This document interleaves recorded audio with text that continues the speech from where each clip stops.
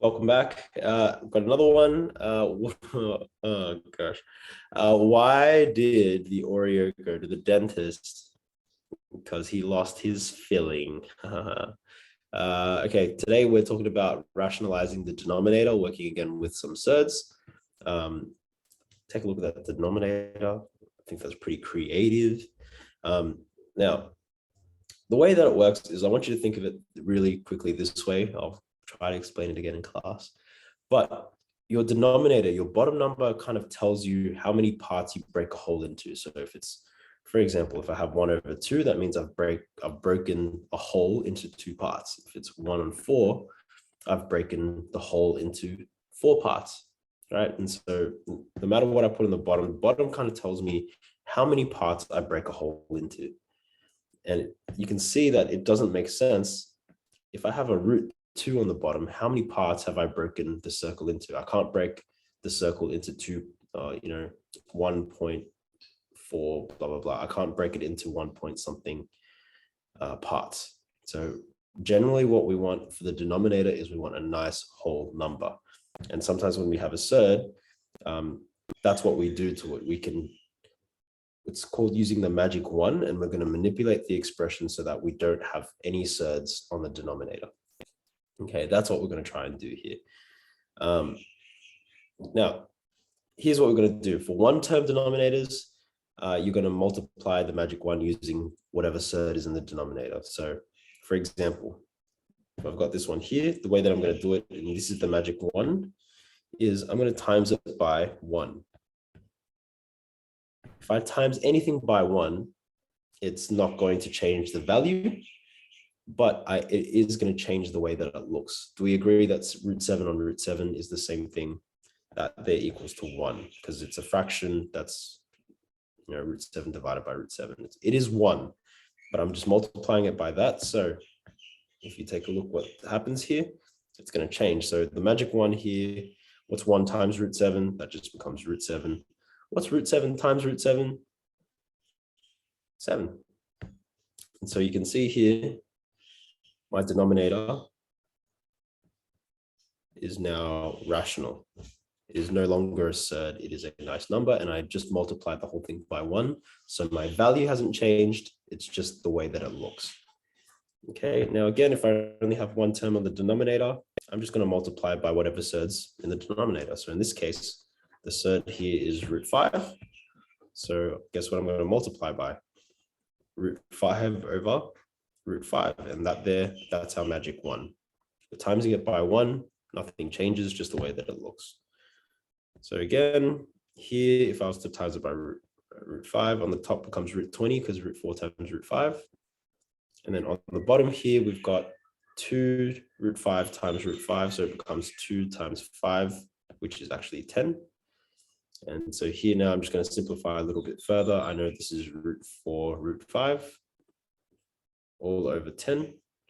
And this becomes 2 √5 on 10, just simplifying the square root of 4. And that becomes √5 on 5, just simplifying the 2 over 10 part. Okay. Now, as you can see, technically at this point, I've rationalized the denominator. But generally with these questions, we also want to simply fully simplify. We want to simplify it as fully as we can. And we want to fully simplify. You get what I mean. Okay, we want to fully simplify. Next one. Now, if we've got 2 terms in the denominators, these are the ones that are a little bit difficult, a little bit more difficult. It kind of banks on a difference of 2 squares, and it uses this thing called the conjugate. Now, the conjugate is just a fancy way to say change the sign. Okay, that's all it means. So what I mean by that, when I talk about the sign, I'm talking about, in this case, it's a minus. So let me show you what I mean. For the conjugate in this case, I'm still going to multiply by a magic 1. So it's still going to be a fraction where the top is the same as the bottom. The only difference here is I'm going to write it as √2 plus 1. So that there means that's the conjugate. If minus 1 is, in the denominator, I'm timesing by plus 1. Now, if you recognize this, if you take a look at the bottom, that becomes a difference of 2 squares. That's the whole idea. So again, I'm timesing it by 1, so it doesn't change anything. And now I just need to expand out the top. So the top will be, what's 4 times, and just be careful when you times these out, you kind of need to imagine that there's imaginary brackets there. So in this case, this becomes 4 times root 2 plus 4. So that becomes the top. And then the bottom, what's root 2? What is the difference of 2 squares here? This first one, I'll do it the long way. The second one, I'll just use the shortcut. So root 2 times root 2 is 2. Okay. Root 2 times 1 is plus root 2. Minus 1 times root 2 is minus root 2. And then minus 1 times positive 1 is minus 1. So in this case here, it's quite nice. The answer just becomes 4 root 2 plus 4 all over 1, because those 2 cancel out and 2 minus 1 is 1. And so really, it just becomes 4 root 2 plus 4. And that there, I've rationalized the denominator. I made it so rational that it's just 1, as rational as you can get. Okay. So we started with a fraction that had a set at the bottom, and then we finished with a fraction that didn't have a set on the bottom. That's your goal. Okay. And so even if the questions get a little bit messier, which they will, maybe this would have been the better one to expand out, but that's okay. Here, the magic one in this case will be, again, same thing. It's going to be 3 root 3, 2 root 2, but the conjugate means I change the sign in the middle. So instead of plus, it'll be minus. So 3 root 3 minus 2 root 2. And it's the same terms, just minus that. There's my magic one. If I was to expand this bad boy out, let's see what we get. Or maybe I'll leave the top for now, because I don't really need to deal with that. So if you want, you can leave the top, because I don't need to necessarily do anything with the top. It's more the bottom that I'm concerned with.